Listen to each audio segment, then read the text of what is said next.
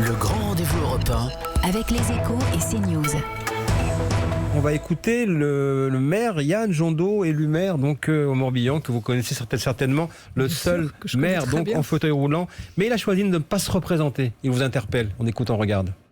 Est-ce que demain, le gouvernement nommera vraiment une ministre de l'accessibilité ? Ça, c'est important. Vous êtes secrétaire d'État et je trouve que c'est vraiment important.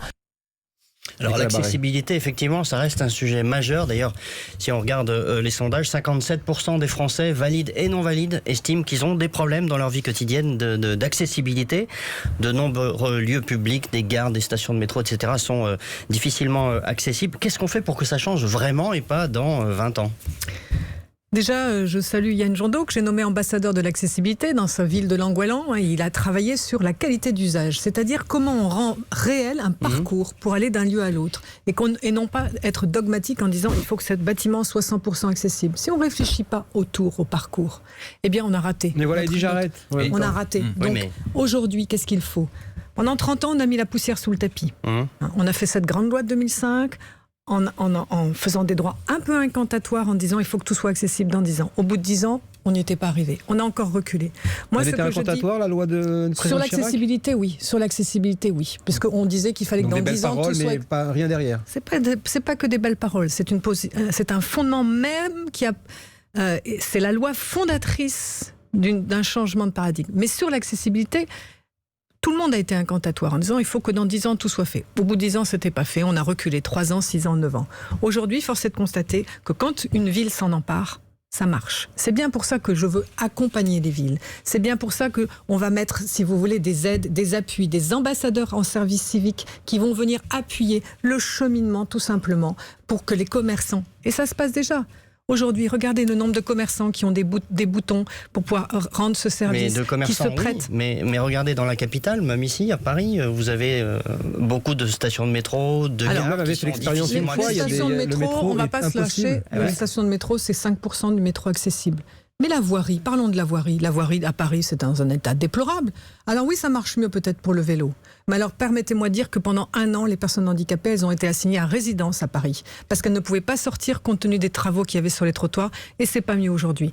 Donc là, vous dénoncez la maire de Paris, Anne Hidalgo ? Je dénonce les maires qui ne font rien. Je dénonce les maires dans leur globalité. À part Paris, d'autres villes également que vous dénoncez regardez par exemple à Évreux. Une petite ville qui a décidé d'être 100% accessible. Elle a eu l'accessibilité award. Pourquoi ? Parce que tout simplement, elle s'en est emparée parce que c'est du gagnant-gagnant. Quand vous travaillez pour l'accessibilité, vous travaillez pour les personnes âgées, vous travaillez pour les familles nombreuses. Vous faites du bien commun pour tous et tout le monde peut circuler librement. Donc il faut que... Et c'est pour ça que j'ai besoin des associations comme, par exemple, l'APF France Handicap. Et dans cette construction-là maintenant, travaillons en qualité d'usage. Aidons les maires à construire des parcours. On hérite d'un pays très vieux qui n'est pas accessible dans des villes parfois historiques. Eh bien, il faut qu'on les accompagne. Vous demandez aux principaux candidats, et pratiquement évidemment à tous les candidats aux mairies, de travailler essentiellement sur ce sujet. C'est un levier majeur. Le maire, il est au quotidien celui qui peut changer la vie des Français. Que ça soit dans l'accessibilité des voiries, que ça soit dans l'accessibilité dans les crèches, dans les centres de loisirs. Ambassadeur de l'accessibilité par commune, comme pour la sécurité routière. Pas par commune, ça sera trop. Ça ferait trop de contrats de service civique. Qu'est-ce qu'il fait, par exemple, Yann Jondot ? Il a pris son département du Finistère et il porte la bonne parole. Il forme les maires. Et quand les maires s'en emparent, ça fonctionne excessivement bien. Pourquoi ? Parce que le maire, c'est le pilier du changement quotidien de la vie des personnes. Mais pas que pour l'accessibilité. L'accès aux crèches, aux centres de loisirs, en tant qu'employeur aussi. Donc c'est la gestion du quotidien de la vie des personnes handicapées. Et je dis aux maires, emparez-vous dans vos programmes de ce vrai beau sujet qui est la mobilité, l'accès à tous, parce que ça servira tout le monde comme d'habitude. Le grand rendez-vous européen avec les Échos et CNews.